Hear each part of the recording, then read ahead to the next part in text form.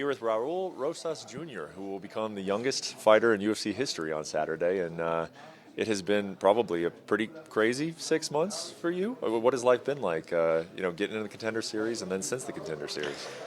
Well, it's been amazing. Like I wouldn't say crazy. All this was expected, so I'm just like living the dream. I'm thankful for all this. I thank God for putting me in this moment, like in this spot right now. Um, I've been putting a lot of work this past year, so it's not surprisingly for me to be here already. Like I already knew this since I was 13 that at this age I would be standing right here talking to you and getting ready for my fight on Saturday. So I'm just thankful. You knew you'd be here at 18. Did you think you'd be here at 17? Yeah, I knew I was gonna be here. Like when because the reason why I didn't know I wasn't sure is because when I was like no offense to the pro fighters, but the 14-year-old me could have been fighting pro already. Like I would have confidently been here when I was 15 if I could have made my pro debut when I was 14. But the opportunity came when I was 17 for me to start my pro career. So I started fighting months back to back. So I talked to my management. I told them I wanted to be here as soon as possible. So they were able to get me on Contender Series 17. But if I wouldn't be fighting in Contender Series, I was gonna keep on fighting my pro career and try to get in the UFC straight. So right now I would try to have like a 10-0 record, so I would have been active. But thankfully, the commission approved, and I was able to get the shot. I um, I I like appreciated the opportunity, and now I'm here and I'm ready to fight in the UFC. How was the pre-UFC life for you? It looks like you were taking pretty frequent trips down to Tijuana to fight in Tijuana. Yeah, like what was that? What was that year like for you? Yeah, so I knew what I wanted, and I knew what I had to do to get there, which 5 months back to back. So I would fight, and I would finish the fight right away because I knew I had to get in there and get out for me to be good for the next fight. So I would get in, out, and then Monday I was back training for my next fight. And I didn't even care who they put in front of me. Like I wasn't training for nobody specific. I was just training and getting my record up, like fighting anybody. And that's what I plan doing for the UFC. I plan on staying active. I'm gonna go out there, finish this guy on Saturday.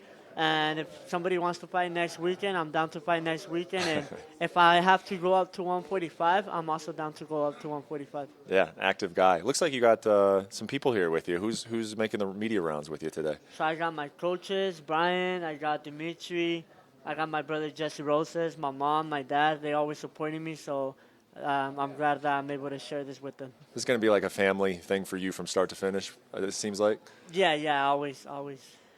you are in high school. Yes, Yeah, this is my senior year in high school. your senior year in high school. What is that like? I liked it. It's pretty fun because you don't really see kids like this, like being in.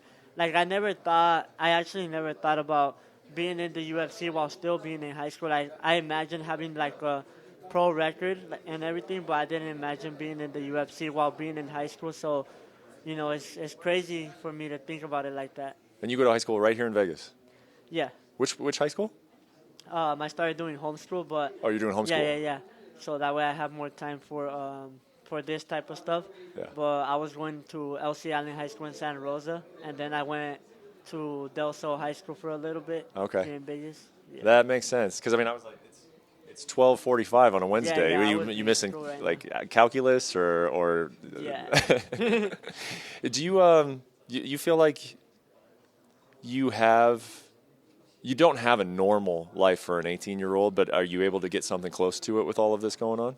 What do you mean something close? Like most 18-year-olds, like I said, they're in school, they're hanging out with friends, they're not thinking about fighting a grown man on Saturday night. Like, are you able to have sort of a normal life, or have you sacrificed that for this? I had to sacrifice all of that, like hanging out with friends, going to parties. Like I get invited to parties or, to go kick it at my friend's house, just do whatever. But I don't have time for that because I'm always at the gym and preparing for my next fight. So that's something I had to sacrifice. So I think about it like sacrifice now, enjoy later. So right now I'll sacrifice all that. But after it's all said and done, I'm just gonna go out there and like be partying and stuff, going crazy. What does a party look like for you at age 18? What's a party look like? Um, just like drink and chill with friends. Yeah. I don't really drink, but I just like to dance and like kick it with friends and enjoy my time. Yeah. Have you been to a UFC fight? So UFC fight? Yeah, like a Yeah. UFC event? Yeah, actually, the twice I've been, it was only at T-Mobile. I was at the last T-Mobile show when I forgot who was. Oh yeah, Nate Diaz versus Tony Ferguson. Okay. And it's crazy because as I was sitting there, I knew my Contender Series fight was coming up, and I knew I was gonna get that contract. So as I was sitting over there, I was like, oh, the next show that they have here at T-Mobile, I'm gonna be fighting in it, and luckily my debut is gonna be at T-Mobile, so I'm excited for that. What are you most looking forward to on Saturday? I'm just looking forward to putting on a show for like thousands of fans, like all the people that are there. I'm looking to enjoy myself. Like I said, there's no pressure on me. I feel like I'm just enjoying this moment because all my hard work put me on this spot. So when I'm in the cage, I feel free. Like I'm just enjoying the moment, and I do what I know I can do, and I just go out there and get the job done. I mean, you're very confident. I can tell. You know you're going to get the job done. But is Jay a little bit of a different challenge than you fought previously? No, I don't see nothing different from Jay Perrin. Like it's a different name, but it's still the same thing, and it's gonna be the same result. I don't see him dangerous anywhere. With all due respect, like there's levels to this, and I'm just gonna show it on Saturday night. Okay, so tell me this: in December of 2023, what will people be saying about Raul Rosas Jr. by 1 year from now? From 1 year from now, well, I mean, there's still gonna be hate. That's never gonna end, no matter what. Everybody's always gonna get haters. So I don't really care what the people say. But what I can tell you is that December 2023, I'm at least gonna be in the top 15, or if not in the top 10 already, and I'm gonna be closer to that title. All right, man. We'll put that on the record, and we'll talk to you again in 12 months. But Thank you. looking forward to the fight on Saturday. Good luck. Thank you.